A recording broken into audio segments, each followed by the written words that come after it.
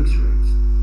I welcome all the MCOM first semester IFS subject students to the learning of the capital market concept under the Unit 4 in the Indian financial system, and the topic name is regulatory bodies under the Indian financial system. So as we have already learned in the Unit 1 while introducing the subject of Indian financial system, we said that there are some elements in the Indian financial system like financial markets, financial services, financial products, financial institutions, like that, and the last one is the regulators of the financial system. Now we will go for learning the regulatory services and regulatory bodies of the Indian financial system. Now, what is a regulatory body?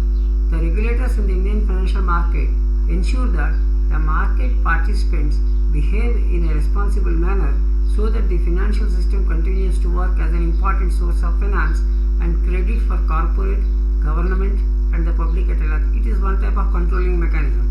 They take action against any misconduct and ensure that the interests of investors and the consumers are protected.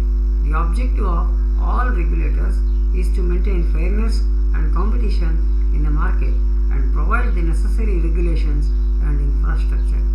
So let us discuss in this particular article or the context that how the various regulatory bodies in the Indian financial system is being covered here.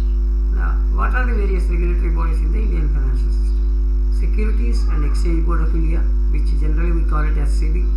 Next one is the Reserve Bank of India, RBI. Insurance Regulatory and Development Authority of India, IRDAI. Pension Funds Regulatory and Development Authority, PFRDA. Association of Mutual Funds in India, AMFI, and Ministry of Corporate Affairs, MCA. These are all 6 types of list of regulatory bodies we can observe in the Indian financial system. Let us first go for the SEBI. The Securities and Exchange Board of India is a statutory body established under the SEBI Act of 1992 as a response to prevent malpractices in the capital market that were negatively impacting people's confidence in the market. Its primary objective is to protect the interests of the investors, preventing malpractices and ensuring the proper and fair functioning of the markets. SEBI has many functions. They can be categorized as protective function to protect the interests of the investors and other market participants. It includes preventing insider trading, spreading investor education and awareness, checking for price rigging, etc. The second function is regulatory function. These are all performed to ensure the proper functioning of various activities in the market. It includes formulating and implementing code of conduct and guidelines for all types of market participants, conducting an audit of the exchanges, registration of intermediaries like brokers, investment bankers, levying fees and fines against the misconduct of the institutions. Development functions. These are all performed to promote the growth and development of the capital markets. It includes imparting training to various intermediaries, conducting research, promoting self-regulation of organizations, facilitating innovation, etc.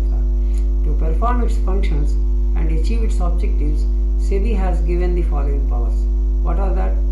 To change laws relating to the functioning of the stock market or the stock exchange.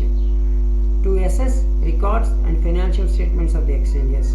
To conduct hearing and give judgments on cases of malpractices in the market, to approve the listing and force delisting of companies from any exchange, to take disciplinary actions like fines and penalties against participants who involve in malpractice, to regulate various intermediaries and middlemen like brokers.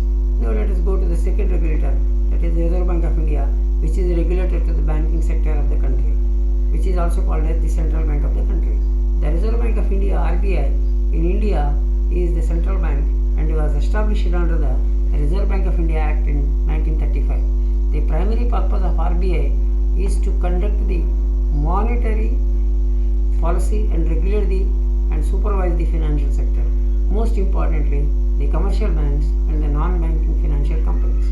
It is responsible to maintain price stability and the flow of credit to different sectors of the economy.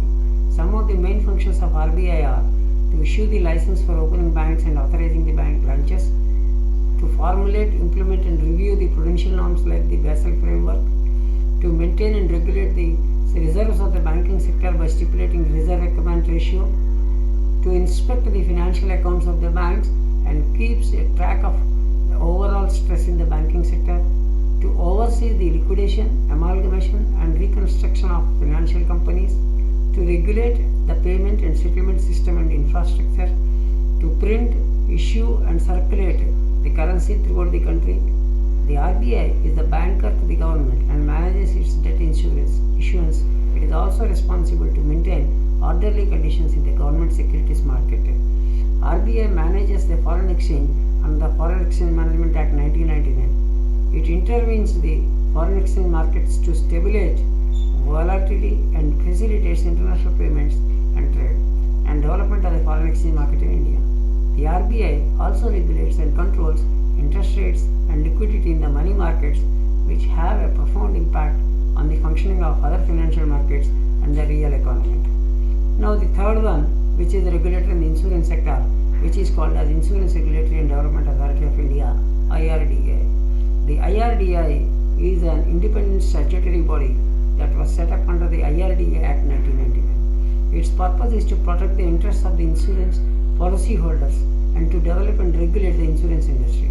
It issues advices regularly to the insurance companies regarding the changes in the rules and regulations. It promotes the insurance industry but also controls the various charges and the rates related to the insurance. As per the Act in 2020, there are about 31 general insurance and 24 life insurance companies in India who are registered with IRDA. The three main objectives of IRDA are to ensure fair treatment and protect the interests of the policyholder, to regulate the insurance companies and ensuring the industry's financial soundness, to formulate standards and regulations so that there is no ambiguity, and some other important functions of IRDA are granting, renewing, cancelling or modifying the registration of insurance companies, levying charges and fees as per the IRDA Act, conducting investigation, inspection, audit, etc. of the insurance companies and other organizations in the insurance industry, specifying the code of conduct and providing qualifications and training to intermediaries, insurance agents, etc., regulating and controlling the insurance premium rates, terms and conditions and other benefits offered by the insurers, and providing a grievance redressal form and protecting interests of the policyholders. Next one, we go to the learning of the PFRDA, Pension Fund Regulatory and Development Authority. The PFRDA is a statutory body which was established under the PFRDA Act 2013. It is the sole regulator of the pension industry in India. Initially, PFRDA covered only for employees in the government sector, but later its services were extended to all citizens of India, including non-resident Indians. Its major objectives are to provide income security to the old aged by regulating and developing pension funds and to protect the interests of the subscriber to the pension schemes. The national pension system of the government is managed by the PFRDA. It is also responsible for increasing the regular custodians and trustees of the banks. The Central Record Keeping Agency CRA of the PFRDA performs record keeping, accounting, and provides the customer services to the subscribers of the pension fund. Some functions of PFRDA are conducting inquiries and investigations on intermediaries and other participants, increasing public awareness and training intermediaries about retirement, savings, pension schemes, etc., settlement of disputes between intermediaries and subscribers of pension funds, registering and regulating intermediaries, protecting the interests of pension fund users, stipulating guidelines for investment pension funds, formulating code of conduct, standards of practice, terms and norms for the pension industry. Now the next one is the mutual fund sector. The regulator is Association of Mutual Funds in India, AMFI. The Association of Mutual Funds in India, AMFI, was set up in 1995. It is a non-profit organization that is self-regulatory and works for the development of mutual fund industry by improving professional and ethical standards, thus aiming to make the mutual funds more accessible and transparent to the public. It spreads awareness vital information about mutual funds to the Indian investors. AMFI ensures smooth functioning of the mutual fund industry by implementing high ethical standards and protects the interests of both the fund houses and the investors. Most asset management companies, brokers, fund houses, intermediaries, etc. in India are members of the AMFI. Registered Association of Mutual Funds asset management companies are required to follow the code of ethics set by the AMFI. These code of ethics are integrity, due diligence, disclosure, professional selling, and investment practice. The AMFI updates the net asset value of the funds on a daily basis on its website for investors and potential investors. It has also streamlined the process of searching mutual fund distributors. The last one is Ministry of Corporate Affairs. The Ministry of Corporate Affairs (MCA) is the ministry within the Government of India. It regulates the corporate sector and is primarily concerned with the administration of the Companies Act 1956, 2013 and other legislations. It frames the rules and regulations to ensure the functioning of the corporate sector according to the law. The objective of Ministry of Corporate Affairs is to protect the interests of all stakeholders, maintaining a competitive and fair environment and facilitating the growth of development of companies. The Registrar of Companies is a body under the MCA that has the authority to register companies and ensure their functioning as per the provisions of the law.